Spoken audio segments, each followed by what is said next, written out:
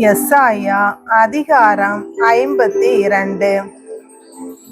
விழித்தெழு, விழித்தெழு சீயோனே, உன் ஆற்றலை அணிந்து கொள். திருநகர் எருசலேமே, உன் அழகுறு ஆடைகளை அணிந்து கொள். விருத்த சேதனம் செய்யாதவனும் தீட்டுப்பட்டவனும் உன்னிடையே இனி வரவே மாட்டான். சிறைப்பட்ட எருசலேமே, புழுதியை தட்டிவிட்டு எழுந்து நில். அடிமையாக்கப்பட்ட மகள் சீயோனே, உன் கழுத்தில் உள்ள கட்டுகளை அவிழ்த்துவிடு. ஆண்டவர் கூறுவது இதுவே: விலையின்றி விற்கப்பட்டீர்கள், பணமின்றி மீட்கப்படுவீர்கள். ஆண்டவராகிய என் தலைவர் கூறுவது இதுவே: முன்னாளில் என் மக்கள் தங்கி வாழ்வதற்கு எகிப்திற்கு சென்றார்கள். அசிரியன் காரணம் எதுவுமின்றி அவர்களை ஒடுக்கினான். இப்பொழுது எனக்கு இங்கே என்ன இருக்கிறது என்கிறார் ஆண்டவர். ஈட்டுத்தொகை செலுத்தாது என் மக்கள் இழுத்து செல்லப்பட்டார்கள். அவர்களை ஆளுவோர் தற்பெருமை பேசுகின்றனர். எந்நாளும் இடைவிடாது என் பெயர் இகழப்படுகின்றது என்கிறார் ஆண்டவர்.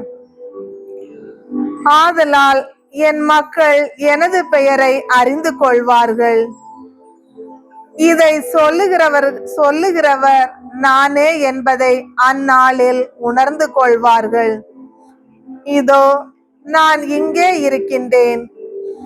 நற்செய்தி அறிவிக்கவும், நல்வாழ்வை பலப்படுத்தவும், நலம் தரும் செய்தியை உரைக்கவும், விடுதலையை பறைசாற்றவும், சீயோனை நோக்கி உன் கடவுள் அரசாளுகின்றார் என்று கூறவும், வருவோனின் பாதங்கள் மலைகள் மேல் எத்துணை அழகாய் இருக்கின்றன. இதோ உன் சாம காவலர் குரல் எழுப்புகின்றனர். அவர்கள் அக்களித்து ஒருங்கே ஆரவாரம் செய்கின்றனர். ஆண்டவர் சீயோனுக்கு திரும்பி வருவதை அவர்கள் தம் கண்களாலேயே காண்பர்.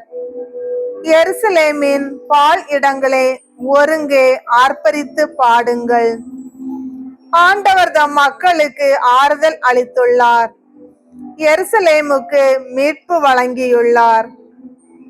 பிற இனத்தார் அனைவரின் கண்களும் காண ஆண்டவர் தம் தூய புயத்தினை திறந்து காட்டியுள்ளார்.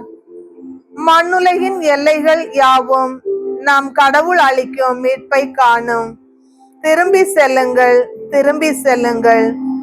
அங்கிருந்து வெளியேறுங்கள், தீட்டானதை தொடாதீர்கள். ஆண்டவரின் கலங்களை ஏந்தி செல்வோரே, அந்நாட்டினின்று வெளியேறுங்கள். உங்களையும் தூய்மைப்படுத்திக் கொள்ளுங்கள். நீங்கள் அவசரப்பட்டு வெளியேறப் போவதில்லை, தப்பி ஓடுவது போல் செல்வதும் இல்லை. ஏனெனில் ஆண்டவர் உங்கள் முன்னே செல்வார். இஸ்ரேலின் கடவுள் உங்கள் பின்னே பாதுகாப்பாய் இருப்பார். இதோ என் ஊழியர் சிறப்படைவார். அவர் மேன்மைப்படுத்தப்பட்டு உயர்த்தப்பட்டு பெரிதும் மாட்சியுறுவார். அவரை கண்ட பலர் திகைப்புற்றனர். அவரது தோற்றம் பெரிதும் உருக்குலைந்ததால் மனித சாயலே அவருக்கு இல்லாதிருந்தது. மானிடரின் உருவமே அவருக்கு இல்லை. அவ்வாறே அவர் பல பிற இனத்தாரை அதிர்ச்சிக்குள்ளாக்குவார். அரசர்களும் அவரை முன்னிட்டு வாய்ப்பொத்தி நிற்பர். ஏனெனில் தங்களுக்கு சொல்லப்படாததை அவர்கள் காண்பர், தாங்கள் கேள்விப்படாததை அவர்கள் புரிந்து கொள்வர்.